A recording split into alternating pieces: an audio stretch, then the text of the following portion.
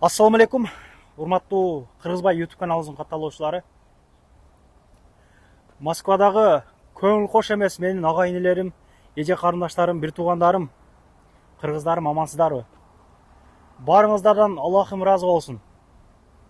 Ар бир чыгарылган видеолорго поддержка кылып атасыздар, комментарий жазып атасыздар, лайк басып атасыздар, подписаны басып атасыздар.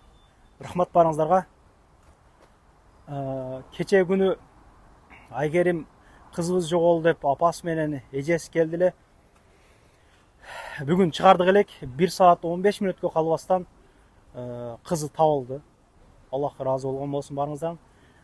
Айгерим карындашыбыз сак аман, ден соолугу сак, 12 мүчөсү бүтүн акыбалда Якторияда иштеп жүргөн экен. Ошол эмне болгон билбедик, связга чыгыптыр жакшы. Понедельник барам дептир. Апасы бизге чалып сүйүнчүлөдү. Кабарга чыкты, баары жакшы экен. Балам, видеону өчүрүп кой дегенден, видеону мен өчүрүп койдум. Негизи туугандар, эч кимдин бир тууган жоголбосун. Андан биз видеону чыгаргандан кийин, мындан кийинки бизге кайрыла турган туугандарыбыз билип алса жакшы болот эле. Бул биздин каналдын историясында калыш керек да.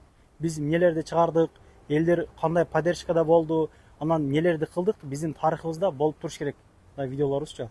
Баскан жолубуз, аркабыздагы нерселер полный видеодо болуп туруш керек. Ошого кайрыла турган ага карындаштар, эжелерим айта кетет элем. Мындан кийин чыккан видеолор өчүрүлбөйт. Табылды деп мен жазып коем. Кечээ күнү дагы эжебиз табылды, бир эжебиз. Андан айттым силерге, айттым эле. Анан мен табылды деп жазып койсом, видеону просмотр дагы деле кетип атат да. Табылды, рахмат барыңыздар деп жазып койдум. Ошого түшүнүктүү болсун деп айтып атам да. Кийин дагы видеолор чыгарамын.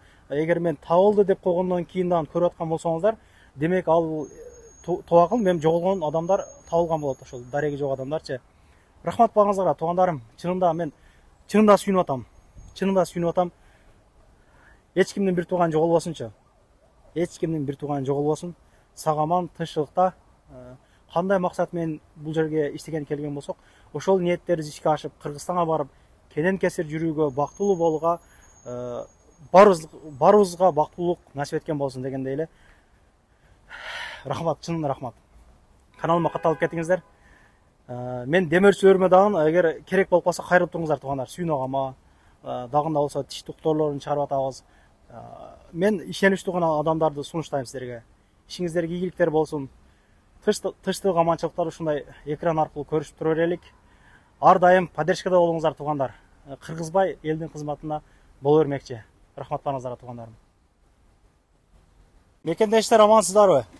Мындан ошо 20 күн алдын Айбек агабыздын бул агабыздын историясы мындай. Ылдыйында өзү жашайт агам. Үстүнү мечит кылып баланын агасы үчүн баардык условияларын берген. Бул жергиликтүү жамааттын көбү ушул мусулмандар болгондугуна байланыштуу батпай калып көпчүлүк учурларда. Ошого агам Алла ыраазы болсун, дагы бери чоңойтоюн деп бизди чакырды эле. Жалпы жонунан кечеги видео чыгаргандан кийин ал видеону келип көргөн жамааттар акча бергендигини полный чогулганда 300 000 нарак берагы тин топтолуптур. Ассаламу алейкум, кандайсыз? Соктаңыз жакшыбы? Жакшы, рахмат, Аллага шүкүр. Бизди ошол кыргыз элибиз көрүп атат. Амандашып. Ассаламу алейкум ва рахматуллахи ва баракат. Жалпы жамаат, жердештер, бир туугандар, бүт барыңардан Алла Таала ыраазы болсун. Субхана Алла Таала сиздердин өмүрүңүздөргө, рызкыңыздарга береке берсин. Эки дүйнө бактылуу инсандар болгула. Ушу биздин мечитке салымын кошкондорго бүт бардыгына терең ыраазычылык билдиргизем. Элдер ушунчалык жардам берип атат. Дагы жаш жигиттер өздөрүнүн атынан строй материалдарын алып келип түшүрүп беришти өздөрү машинасы менен жүктү алып келип өздөрү түшүрүп, өздөрү коюп кетет.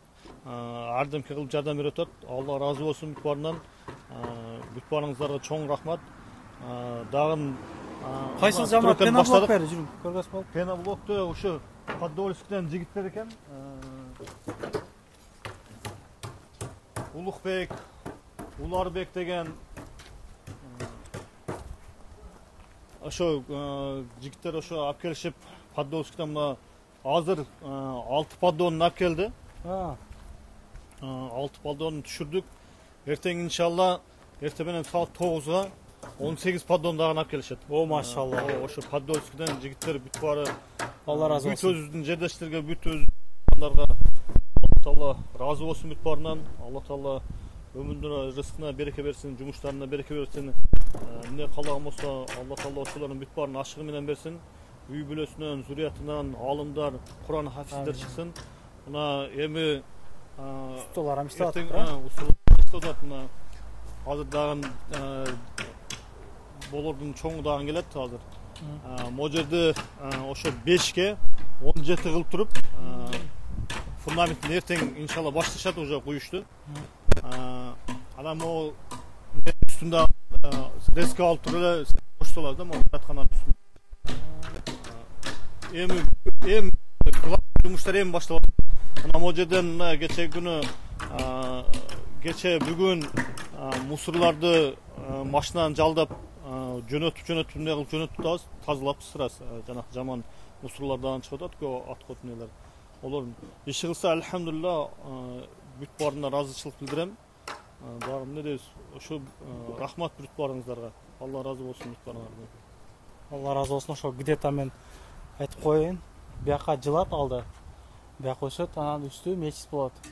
Үстүн крышандан башкадан ачып жабышат кыскасы. Бияка чейин өстүрөт башкадан уклон кылып. Бул жагы ажаткананын үстү дагы мечит болот.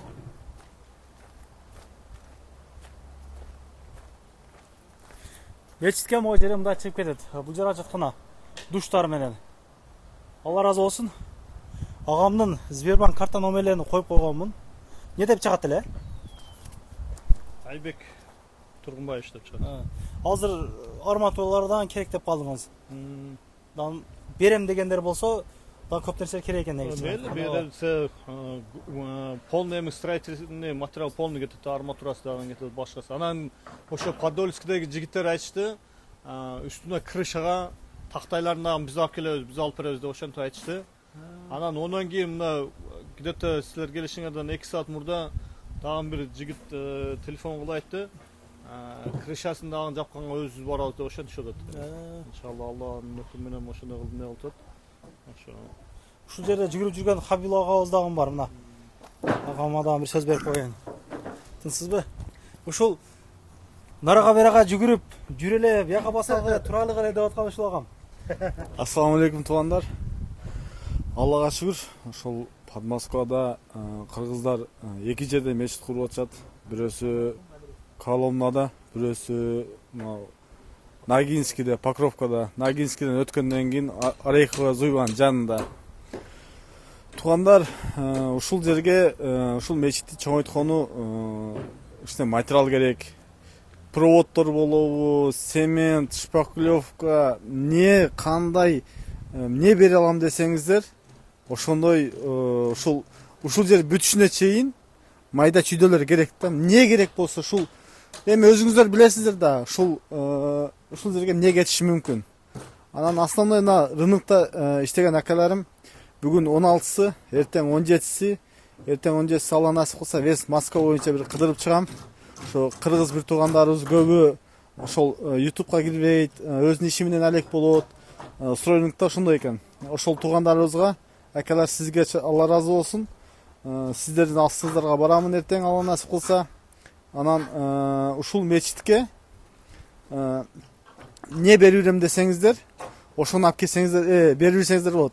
Москвадан ушул жагына доставкасын өзүбүз организация эте алабыз, Алла насип кылса. Анан дагы туугандар, дагы бир нерсе, эгерде Москвадан ушул немеге мечитке мен машинам бар эле, кандай жүк болсо алып барып берем десе, алып барып берем дегенде неме грузовой минген акаларыбыз болсо, Айбек ака кайрылсаңыздар, кайсыл күнү сиздерге выходной болсо, ошол күнгө биз Москвадан ушул жака жүк неметип беребиз. 1 тонна болобу, 10 тонна болобу, 5 тонна болобу. Ошол туугандардан баарыңыздардан Алла разы болсун. Ишиңизге ийгилик сизге дагы. Ушул химки эле, каяк эле бир аңгарлар бар, строй материал саткан жерге барып ушу мечит курултат эле деп болушунча жүгүрүп, аяктан бияка жүрөтүп, нарактан берага кылган ушул агабыз болот. Алла разы болсун сизге дагы. Ишиңиз ийгилик.